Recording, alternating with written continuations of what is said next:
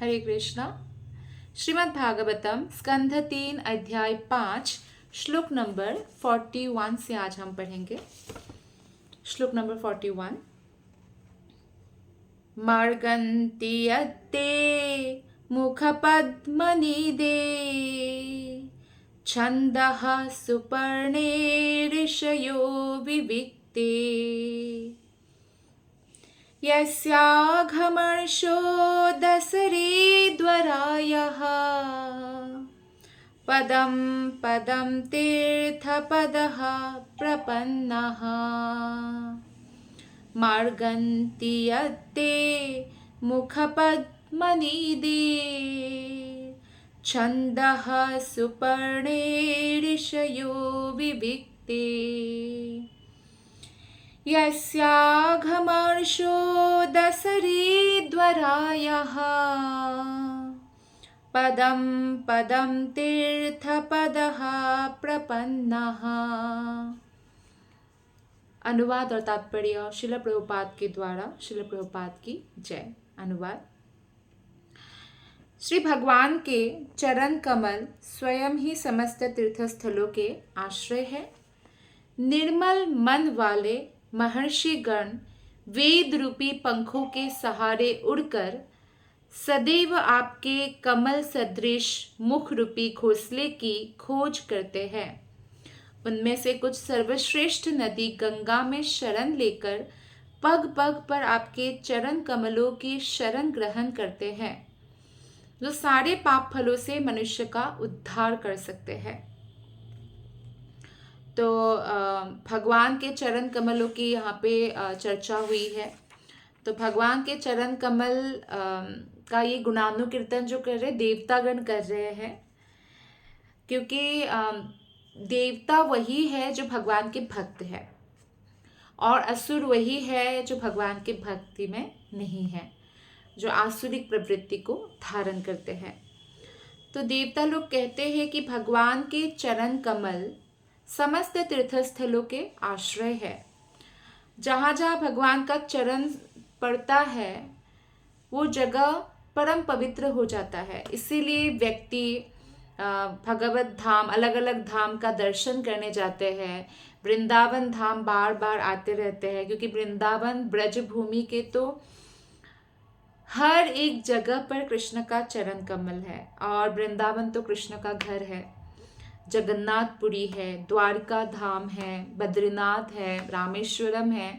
तो जहाँ जहाँ भगवान का धाम है वहाँ व्यक्ति इसलिए दर्शन करने जाते हैं ताकि उनका बैटरी रिचार्ज हो जाए। और वो दर्शन करने जाते हैं, भक्तों का संगति करते हैं, भगवान के बारे में वहाँ श्रवण कीर्तन करते हैं, वहाँ का प्रसाद ग्रहण करते हैं। तो इससे क्या होता है, शुद्धिकरण बहुत तीव्र गति से होता है। तो निर्मल मन वाले जो महर्षि गण हैं, निर्मल मन क्यों है? क्योंकि उनका मन में कोई मल नहीं है। जैसे श्रीमद् भागवत को कहा गया है अमल पुराण, जिसमें कोई मल नहीं है। मल किसको कहा गया है? क्या वेद उपनिषद पुराण में मल है? फिर भागवत पुराण को ही अकेले अमल पुराण क्यों कहा गया है? वो यह इसलिए क्योंकि वेद उपनिषद पुराणों में भी भौतिक लाभों के बारे में उल्लेख है कि ये करने से ये भौतिक लाभ मिलेगा, जिससे लोग आकृष्ट होते हैं और उसी में फंस के रह जाते हैं। लेकिन श्रीमद् भागवतम एक ऐसा ग्रंथ है, ऐसा पुराण है, जिसमें भगवान कृष्ण की भक्ति करके, भक्ति योग के माध्यम से कृष्ण प्रेम को प्राप्त करने की विधि को स्पष्ट रूप से बताया है। तो इसीलिए नारद मुनि जब व्यासदेव जी को एक प्रकार से डांटते हैं और बोलते हैं कि आपने लिखित रूप क्यों दिया, इतना उपनिषद, इतने पुराणों को श्रुति में चल रहा था, लिखित रूप व्यासदेव जी ने दिया, क्योंकि इससे क्या है, कलयुग के लोग तो ऑटोमेटिकली बहुत ज़्यादा भौतिकतावादी है और इसीलिए उनको कलयुग में जन्म मिला है। और आपने उनको ये देकर वो और ज़्यादा इससे आकृष्ट हो जाएंगे कि इनकी पूजा करो ये फल मिलेगा, उनकी पूजा करो वो फल मिलेगा। जैसे कोई दुकानदार के पास आप जाते हैं तो अगर आपके लिए कुछ अच्छा नहीं, फॉर एग्जांपल किसी का डायबिटीज़ है और वो चॉकलेट खरीद रहे बहुत सारा, तो दुकानदार दे देंगे क्योंकि उनको पैसा, उसका मूल्य मिल गया, तो आप खा लीजिए चाहे कुछ भी हो जाए। लेकिन इससे उनका नुकसान होता है। बच्चा बीमार है और पैसा है, आइसक्रीम लेने जाता है दुकान में, दुकानदार दे देंगे। तो इसी तरह से देवता लोग भी धर्म निभाते हैं, जो भी उनके विधिवत पूजा करते हैं उसके बदले जो भी शास्त्रों में उल्लेख है कि देवता संतुष्ट होंगे तो आपको ये वरदान मिलेगा, तो मिल जाता है। लेकिन उससे हम भौतिकता में और कितना ज़्यादा बंध जाएंगे, वो देवता लोगों का देखने का कार्य नहीं है, वो सिर्फ परमपिता परमेश्वर देखते हैं। भगवान कृष्ण कहते हैं अहम बीज प्रदपिता। भगवान ने 14th चैप्टर में भी इसका उल्लेख किया है।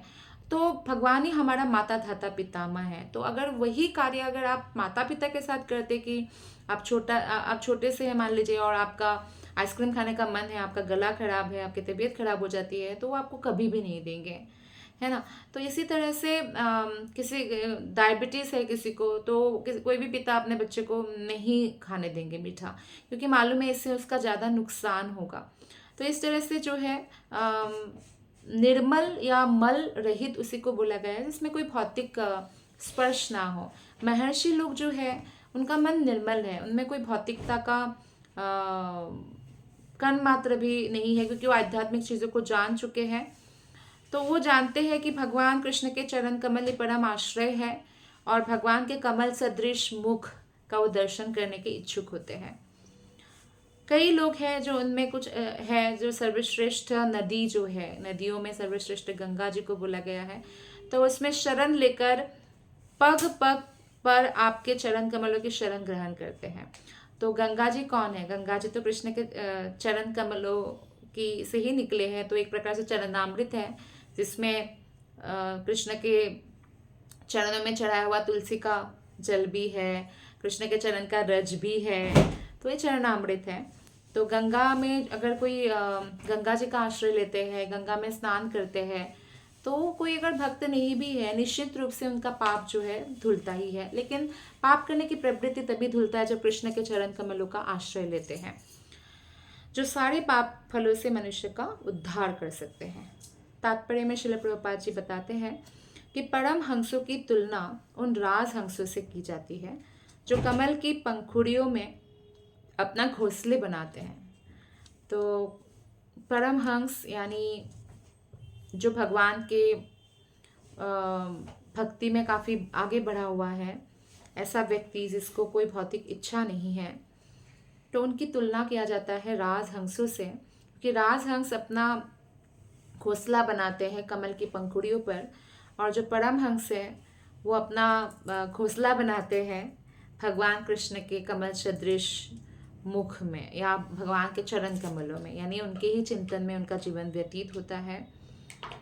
और भगवान कृष्ण के आप देखिए दिव्य शारीरिक अंगों की जो उपमा है हमेशा कमल के फूल से दी जाती है, क्योंकि भौतिक जगत में कमल का फूल सौंदर्य की पराकाष्ठा है, सबसे सुंदर फूल है कमल। वैसे तो कोई भी आध्यात्मिक जगत का कुछ भी, किसी का भी तुलना, भगवान को तो छोड़ ही दीजिए, हम भौतिक जगत की किसी भी चीज़ से नहीं कर सकते, लेकिन क्योंकि हम भौतिक जगत में हैं और इसलिए हमें समझ नहीं आएगा अगर आध्यात्मिक जगत की बातें ऐसे ही बोल दिया जाए, तो इसलिए भौतिक जगत की चीज़ों के साथ उसका उपमा देकर हमें समझाया जाता है। तो सबसे सुंदर फूल है कमल, तो इसलिए कमल के फूल से उपमा दी जाती है। और आप देखिए जब ब्रह्मा जी की सृष्टि, ब्रह्मा जी ने सृष्टि नहीं भी किया था और भगवान के नाभि कमल से ब्रह्मा जी उत्पन्न हुए थे, तो यानी ब्रह्मा जी की सृष्टि से पहले ब्रह्मा जी भी एक कमल में ही थे, तो भगवान ने सृष्टि किया था। तो संसार की सबसे सुंदर वस्तु जो है वो भगवत गीता है, यानी जो भगवान ने हमें शास्त्र दिया है वो है, क्योंकि भगवान स्वयं उसमें ज्ञान प्रदान करते हैं। तो हमेशा जो बुद्धिमान व्यक्ति है वो भगवान के चरण कमलों की आश्रय स्वीकार करते हैं, और जो व्यक्ति ऐसा करते हैं वो कभी भी बहुत सारे ब्रह्मांड भ्रमित को न भाग्यवान जीव, तो बहुत ब्रह्मांडों में घूमना नहीं पड़ता, अलग अलग ब्रह्मांड में भी तो जन्म हो सकता है, तो घूमते रहते हैं, तो ऐसे घूमना नहीं पड़ता उनको। और क्योंकि वो भाग्यवान जीव है, उनको भगवान के चरण कमलों की इम्पोर्टेंस पता है, और इसीलिए वैदिक ज्ञान के पंखों के द्वारा, वो वैदिक ज्ञान में वो ज्ञान का आश्रय नहीं लेते जो भौतिक है, क्योंकि वेदों में भौतिक चीज़ें भी बताया गया है, ताकि कोई भौतिक जीवन अच्छा जीना चाहते हैं तो उनके लिए भी उपाय बताया गया है, लेकिन वो क्या करते हैं, आध्यात्मिक ज्ञान ग्रहण करते हैं उसमें से, और भगवत धाम चले जाते हैं। ओके, तो चूंकि श्री भगवान समस्त उद्भवों के आदि स्रोत हैं, अतः वैदिक ज्ञान से प्रकाशित बुद्धिमान व्यक्ति भगवान की शरण उसी तरह खोजते हैं जैसे यहाँ पे उदाहरण दिया गया कि राजहंस घोंसला बनाते हैं, तो उसी तरह खोजते हैं जिस तरह अपने घोंसले से दूर गए पक्षी विश्राम के लिए अपने घोंसला खोज लेते हैं। अगर कोई वैदिक ज्ञान है तो वैदिक ज्ञान इसलिए भगवान ने दिया है ताकि हम भगवान के बारे में जान सके और ये जन्म मृत्यु के चक्र से मुक्त हो सके। लेकिन बहुत लोग इस वैदिक ज्ञान का उपयोग अपने सुख सुविधा के लिए करते हैं। जैसे कि कोई सत्वगुण में अगर बंधे होते हैं उनको भी बहुत सारा वेदों का ज्ञान होता है, लेकिन वो ज्ञान भौतिक होता है। और क्योंकि वो भौतिक जैसे पुण्य करते हैं तो उस पुण्य के बल पर उनको अच्छा जन्म मिलता है, पर उस अच्छे जन्म का अच्छा फल भुगतने के लिए भी उनको बार बार इस भौतिक जगत में ही आना पड़ता है, जिसके लिए उनको काफ़ी कष्ट उठाना पड़ता है। जन्म का कष्ट, मरण का कष्ट, और बीमार होने का या बूढ़ा होने का, उसको तो कोई नहीं रोक सकता, तो ये सब कष्ट उठाना पड़ता है। लेकिन भगवत गीता में 15वां अध्याय के 15वां श्लोक में कहते हैं, वेदेच्च सर्वैरहमेव वेद्यः। बुद्धिमान जो हंस सदृश है सभी तरह से श्री भगवान की शरण ग्रहण करते हैं और वे विभिन्न दर्शनों के विषय में व्यर्थ का तर्क करते हुए मानसिक धरातल पर नहीं मंडराते।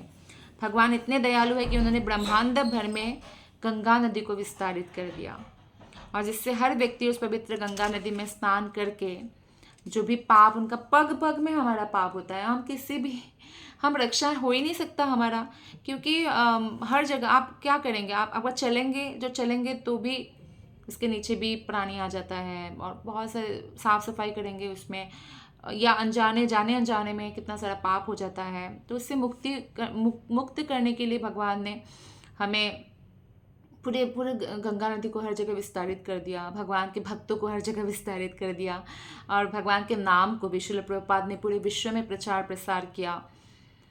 तो इसलिए बहुत इम्पॉर्टेंट है। और आप देखिए भारत की जो पवित्र नदियाँ हैं या बाहर जो नदियाँ हैं, इसमें काफ़ी अंतर है, क्योंकि कुछ ऐसी नदियाँ होती है संसार में, ऐसे तो संसार में अनेक नदियाँ हैं, आप अब्रॉड भी जाएंगे तो उसमें भी बहुत सारी नदियाँ हैं, लेकिन ऐसी कुछ नदियाँ हैं जो देवियाँ हैं, यमुना नदी जैसे गंगा नदी है, कृष्णा, कावेरी, गोदावरी, नर्मदा, सरस्वती, तो ये देवियाँ भी है ये। तो ये लोग ऐसी नदियाँ हैं जो ईश चेतना का भाव जागृत करता है हमारे हृदय में। ईश्वर चेतना, भगवान के प्रति जो हमारी चेतना जागरूक होना चाहिए। 24 महत्त्व में एक हमारी होता है कलुषित चेतना। कलुषित चेतना मतलब इसके अंदर भौतिक चेतना है, लेकिन आध्यात्मिक चेतना जागृत करने में ये जो पवित्र नदियाँ हैं ना, ये हमारी मदद करती हैं। तो अगर हम किसी भी टूर में जाते हैं, तो जैसे आप हरिद्वार गए हैं या बनारस गए हैं, कोई रिट्रीट है, तो ज़रूर गंगा नदी में स्नान करना चाहिए। और अगर नर्मदा नदी है, जैसे आप उधर जाते हैं गुजरात साइड, तो द्वारका आदि और भी जगह पे तो नर्मदा नदी मिलेंगी, तो नर्मदा नदी में स्नान करना चाहिए। या द्वारका में गोमती नदी है और समुद्र है, तो जैसे जगन्नाथपुरी में समुद्र है, जहाँ पे चैतन्य महाप्रभु ने हरिदास ठाकुर को जब उन्होंने शरीर छोड़ा था, अपनी इच्छा से महाप्रभु को सामने रख कर, महाप्रभु का चरण अपने छाती पे रख कर अपनी इच्छा से शरीर छोड़ा था, तो महाप्रभु ने उस समुद्र में उनका अभिषेक करा था।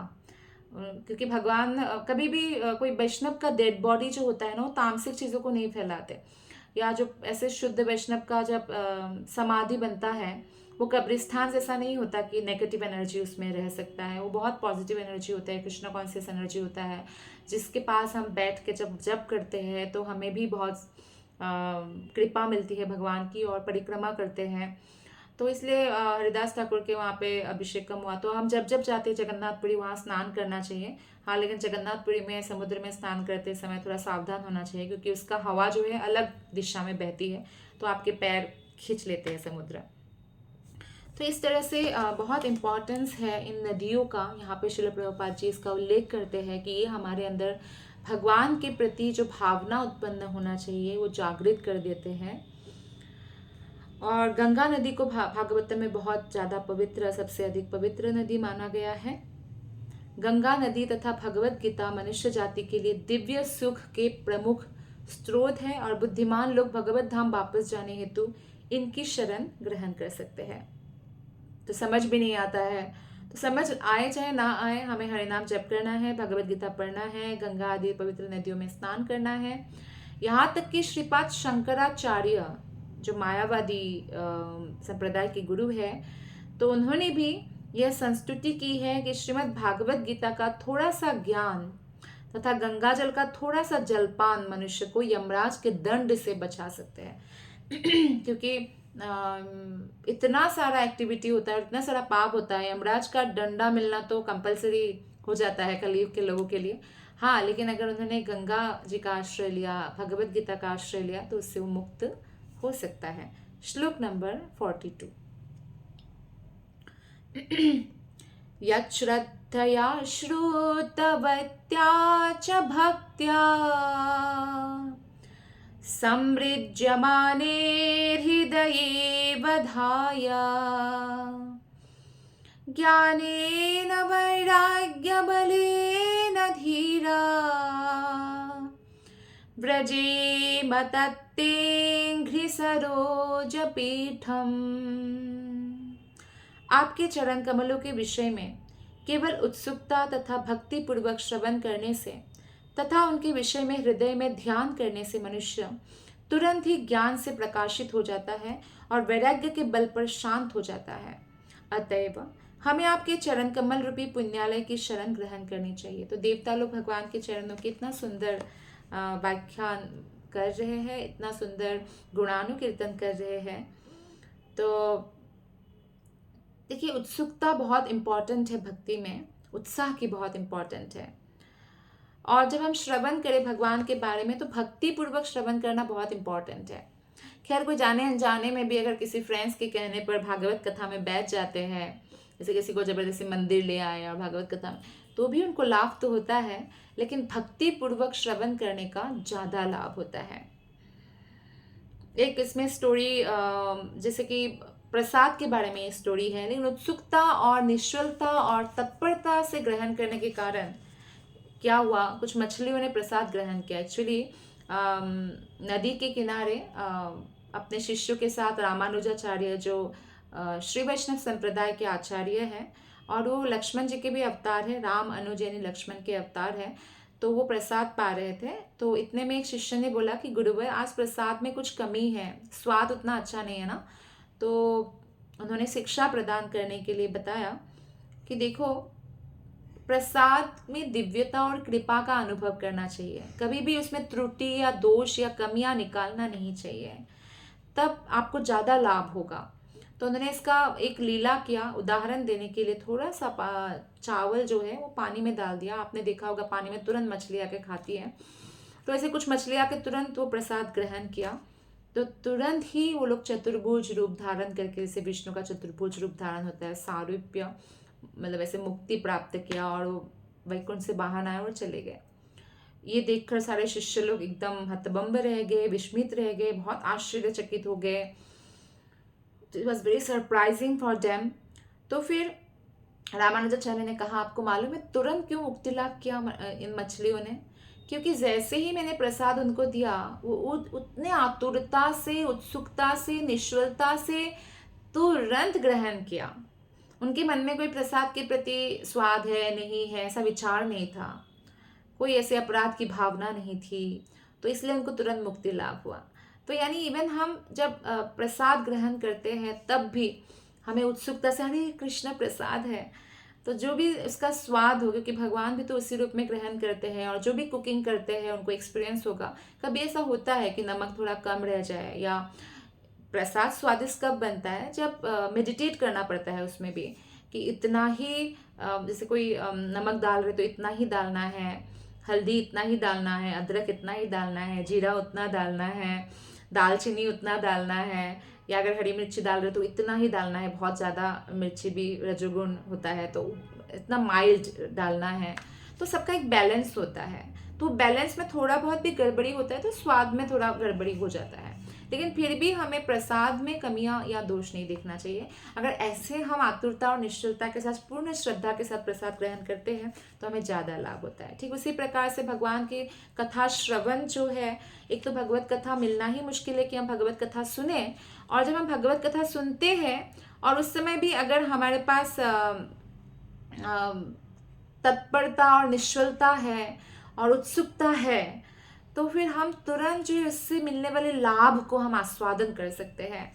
तो इसलिए यहाँ पे देवतागण हमें एक प्रकार से शिक्षा प्रदान कर रहे भागवतम के माध्यम से कि भगवान के चरण कमलों के विषय में जब हम श्रवण करें, भगवान के गुणानुकीर्तन जब हम श्रवण करें, तो उत्सुकता से, पूर्ण उत्साह से, भक्ति पूर्वक, कृष्ण के प्रति भक्ति भाव से श्रवण करना चाहिए। और जैसे जैसे श्रवण करें उस विषय में हृदय में ध्यान करना चाहिए, तो मनुष्य तुरंत ज्ञान से प्रकाशित हो जाता है और वैराग्य के बल पर शांत हो जाता है। वैराग्य के बल पर शांत हो जाता है का मतलब है कि जैसे कि उनके मन में ना भौतिक चीज़ों के प्रति आकर्षण, लालच बढ़ता है तो इंसान परेशान होता है ना। कोई किसी के अंदर ईर्ष्या बढ़ता है तो विचलित होता है, ईर्ष्या हो गया, किसी का इतना कैसे है, मेरा क्यों नहीं है, ऐसा दूसरों का उन्नति सहन नहीं कर पाना, ईर्ष्या होता है। कुछ भी विकार बढ़े, भले ही क्रोध हो, भौतिक कामना वासना हो, लोभ हो, लालच हो, तो उससे वो विचलित हो जाता है। तो ऐसे व्यक्ति भी अगर भागवतम श्रवण करें तो क्या होगा ना, उनके हृदय से ये क्रोध, ईर्ष्या, जितने भी विकार है, भौतिक कामना वासना और जो भौतिक उनके अंदर लालच है, भौतिक वस्तु को प्राप्त करने का लालच है, भौतिक अहंकार है, ये सब जाता रहेगा। तो इसी को वैराग्य बोला गया है। तो वैराग्य के बल पर वो शांत हो जाता है। यानी उनका मन विचलित नहीं होता, वो शांत होता है, मतलब आत्मा तो शांत ही है, सच्चिदानंदमय रूप है, लेकिन क्योंकि आत्मा प्रकृति के संसर्ग में आ गया ना, तो अपने आप को बॉडी मान बैठा है, तो फिर वो परेशान होता है ना। तो फिर मन जब शांत हो जाता है भगवत कथा श्रवण करके, क्योंकि उसको वैराग्य आ जाता है, चीज़ों को बहुत सीरियसली नहीं लेते, भौतिक चीज़ों को, लालच और ईर्ष्या आदि का त्याग कर देते हैं, तो फिर मन पूरी तरह शांत और संतुष्ट हो जाता है। तो इसलिए हमें अपने चरण कमल, आपके चरण कमल रूपी पुण्यालय की शरण ग्रहण करनी चाहिए, ऐसा देवतागण बोल रहे हैं। तात्पर्य में श्रील प्रभुपाद जी बताते हैं कि उत्सुकता तथा भक्ति पूर्वक श्री भगवान के चरण कमलों का ध्यान करने से चमत्कार इतने महान होते हैं कि कोई अन्य विधि इनकी बराबरी नहीं कर सकता। यानी अगर हम उत्सुकता और भक्ति पूर्वक श्रवण करेंगे और भगवान के चरण कमलों का ध्यान करेंगे, इतना जल्दी हमारी प्रगति होगी कि कोई अन्य विधि इसकी बराबरी कर ही नहीं सकता। जो भौतिकतावादी लोग हैं उनका मन हमेशा एंग्जाइटी में रहता है, व्यग्र रहते हैं, डर रहता है, कहीं मेरा जॉब ना चले जाए, कहीं मेरे बच्चे को कुछ हो ना जाए, कहीं मुझे ये ना हो जाए, वो ना हो जाए, बहुत व्यग्र रहते हैं। और भौतिकतावादी लोग अपने कोई पर्सनल कोई अभ्यास करके वो आध्यात्मिक ज्ञान को प्राप्त करे या भगवत ज्ञान को प्राप्त करे, वो संभव ही नहीं है, असंभव है, प्रभुपाद बोलते हैं। किंतु ऐसे भौतिकतावादी लोग भी दिव्य नाम, यश, गुण इत्यादि के विषय में श्रवण के प्रति थोड़ी भी उत्सुकता से ज्ञान और वैराग्य प्राप्त करके अन्य विधियों को मात कर सकते हैं। कोई कितना भी आसन करे, प्राणायाम करे, मेडिटेशन करे, लेकिन उन विधियों से सबसे कारगर सिद्ध होता है कि अगर वो कोई कृष्ण के चरण कमलों को ग्रहण करे, मन को कृष्ण में स्थित करे और भगवान के बारे में निरंतर श्रवण करे। बद्धजीव देहात्मा बुद्धि के प्रति लिप्त रहता है, अतएव वो अज्ञान में पड़ा रहता है।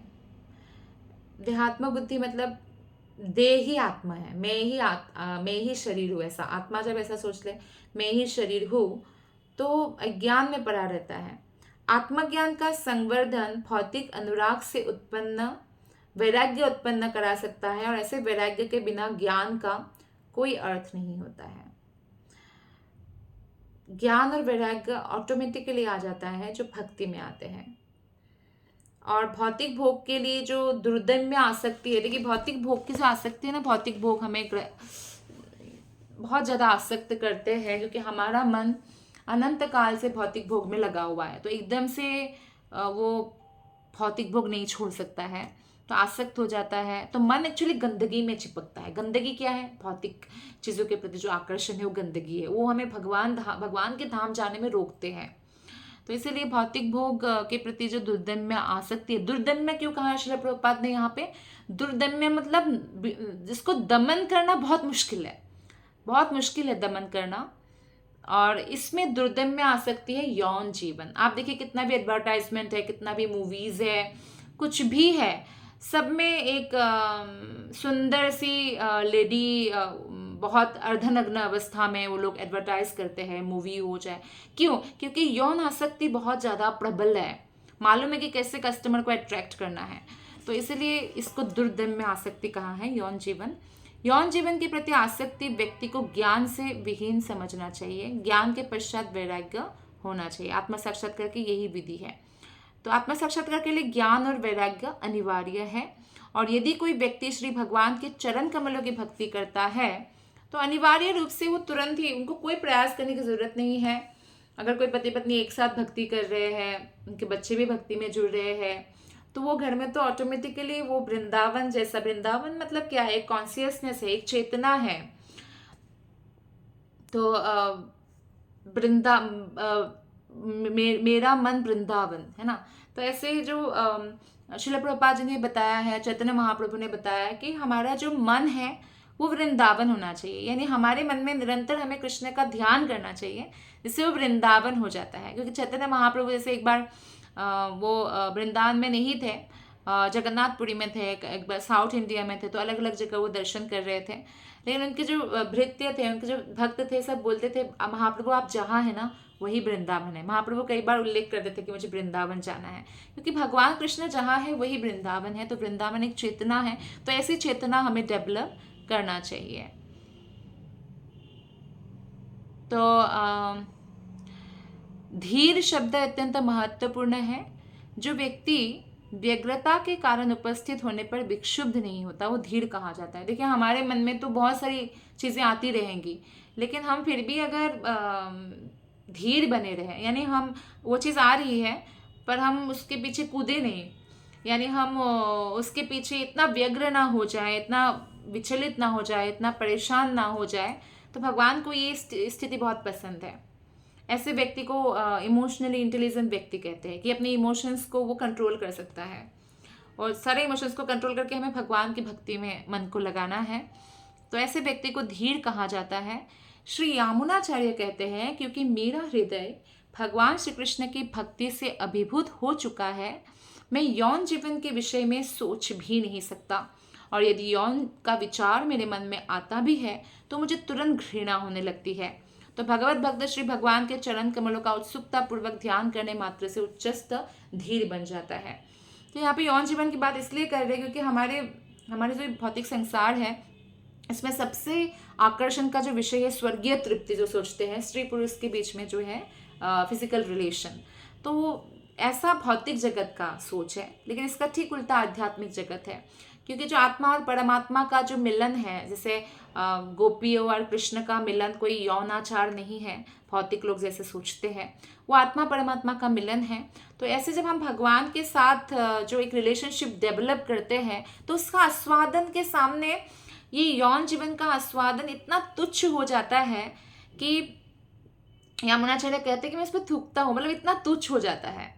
तो ये इसका मतलब है कि हमें समझना चाहिए। जैसे हर रिलेशनशिप में एक कुछ स्वाद होता है ना, जैसे कोई आपके माता पिता है तो उनके साथ अलग आपका रस निकलता है ना, वो वात्सल्य भाव रखते हैं आपके प्रति, आप माता पिता का भाव रखते हैं। भाई बहन का रिलेशनशिप में अलग एक आस्वादन होता है। भौतिक रिलेशन की बात हम कह रहे हैं अभी। और जैसे फ्रेंड्स के साथ है, आप उनके साथ दिल खोलकर बात करते हैं तो उसके साथ अलग रिलेशनशिप होता है, और आपके टीचर्स के साथ अलग रिलेशनशिप होता है।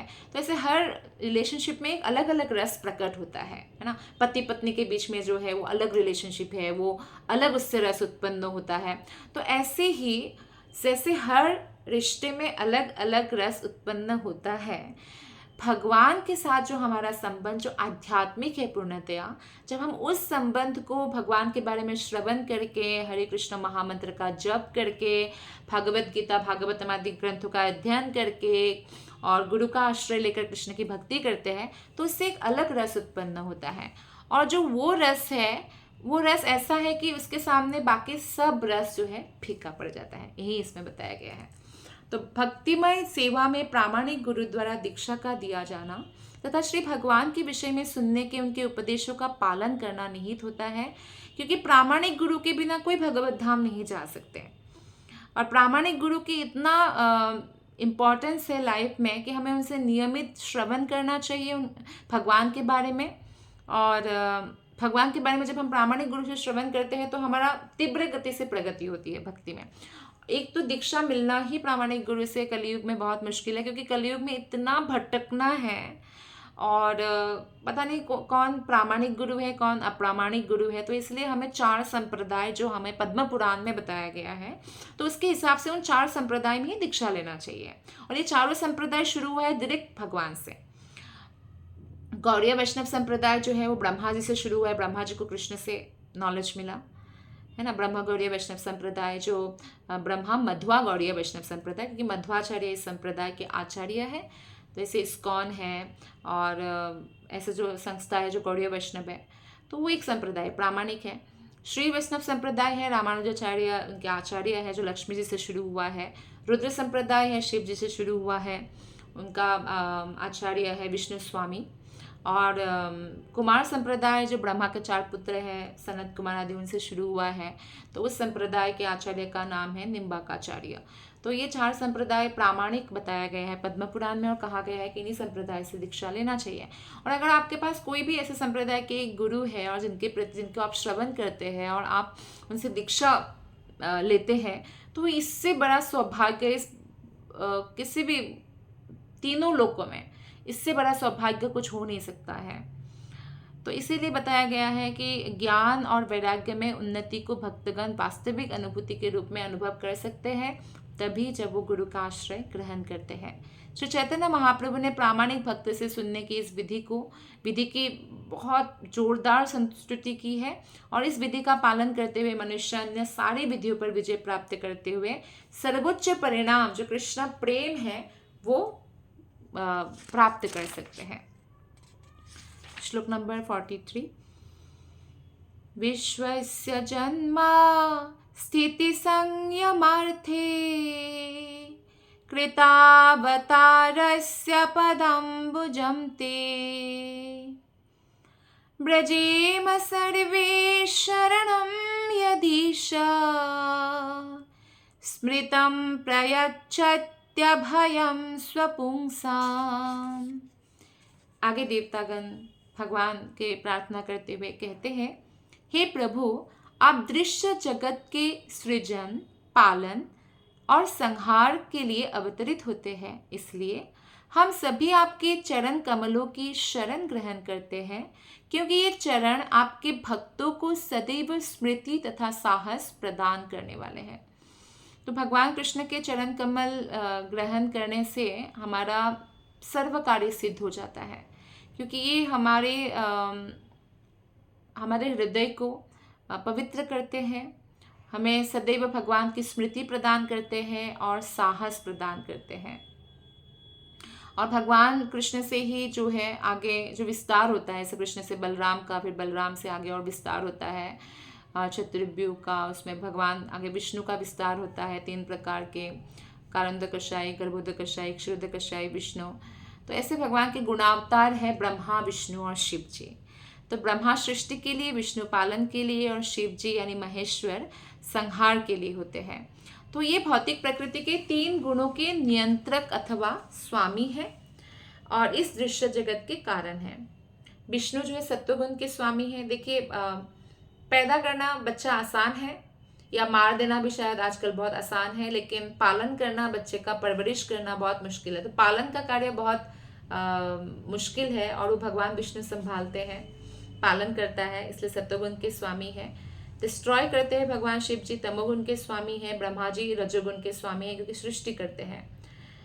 तो प्रकृति के गुणों के अनुसार भक्तों के भी विभिन्न प्रकार होते हैं। सतोगुणी लोग भगवान विष्णु की पूजा करते हैं, रजोगुणी लोग ब्रह्मा की पूजा करते हैं, तमोगुणी लोग शिव जी की पूजा करते हैं। और ये तीनों देव ही, जो तीनों देव है, ब्रह्मा, विष्णु, महेश, भगवान कृष्ण के अवतार हैं, क्योंकि भगवान कृष्ण आदि पुरुष है। गोविंदम आदि पुरुषम तमहम भजामि। देवतागण सीधे श्री भगवान के चरण कमलों का निर्देश करते हैं, विभिन्न अवतारों का नहीं। तो यहाँ पे सीधा कृष्ण के चरण कमलों का ही निर्देश कर रहे हैं। किंतु भौतिक जगत में विष्णु अवतार की पूजा देवताओं द्वारा सीधे की जाती है। और विभिन्न शास्त्रों से ये भी पता चलता है कि देवतागण भगवान विष्णु के पास क्षीर सागर में जाते हैं, स्तुति करते हैं, और कभी ब्रह्मांड के कामकाज या प्रशासन में कुछ भी कठिनाइयाँ आते हैं, क्योंकि दे आर मैनेजर्स। देवतागण भगवान के मैनेजर्स हैं, एडमिनिस्ट्रेटिव स्टफ है, तो एक एक डिपार्टमेंट उन्होंने संभाल रखा है। कुछ भी अगर दिक्कत आती है या असुर लोग जब हंगामा मचा कर रखते हैं तो वो क्षीर सागर जाते हैं, प्रार्थना करते हैं, और ब्रह्मांड का जो राजा है ब्रह्मा जी को अप्रोच करते हैं, तो ब्रह्मा जी पुरुष सूक्त गाते हैं, भगवान को आवाहन करते हैं और प्रार्थना करते हैं कि आप अवतार लीजिए, कुछ कीजिए, ऐसे असुरों ने धमाका मचा रखा है इत्यादि। यद्यपि ब्रह्मा तथा शिव भगवान के अवतार है, किंतु वे विष्णु की पूजा करते हैं, और इस प्रकार उनकी गणना भी देवताओं में होती है, भगवान के रूप में नहीं होती है। विष्णु की पूजा करने वाले व्यक्ति देवता कहलाते हैं, और जो ऐसा नहीं करते वे असुर कहा जाता है। विष्णु भक्त भवे देवा असुरस्य विपर्जय। श्री विष्णु सदैव देवताओं का पक्ष लेते हैं, किंतु ब्रह्मा और शिव जी जो है कभी कभी असुरों का पक्ष भी लेते हैं।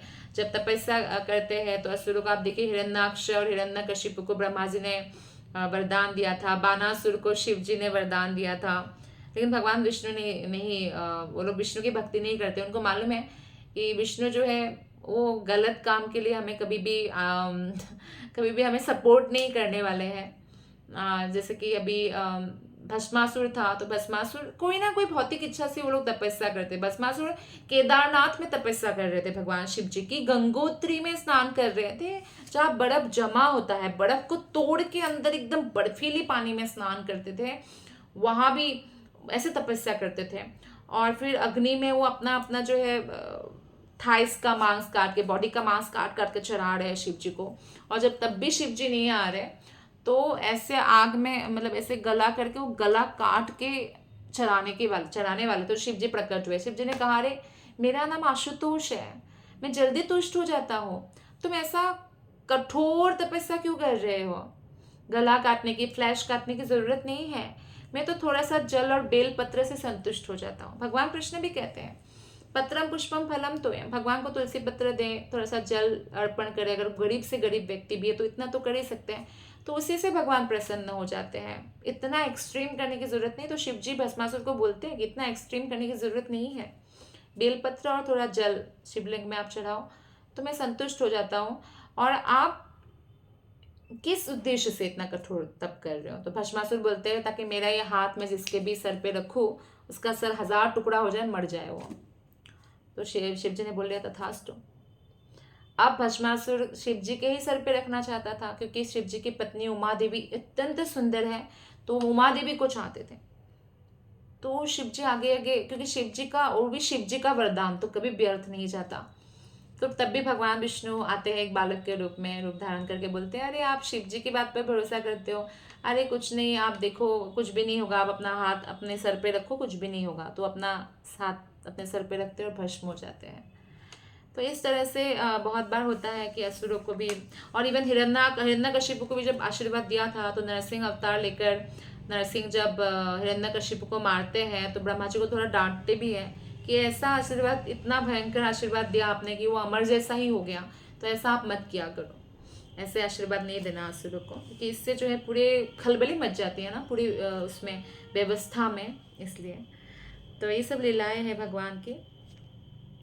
तो विष्णु भगवान हमेशा देवताओं के पक्ष लेते हैं, किंतु ब्रह्मा और शिव कभी कभी असुरों का पक्ष लेते हैं। इसलिए हरिहर युद्ध हुआ था, पानासुर के साइड से शिव जी लड़ रहे थे, क्योंकि शिव जी का उन्होंने कठोर तपस्या किया था, और फिर अपने पौत्र अनिरुद्ध को बचाने के लिए कृष्ण लड़ रहे थे।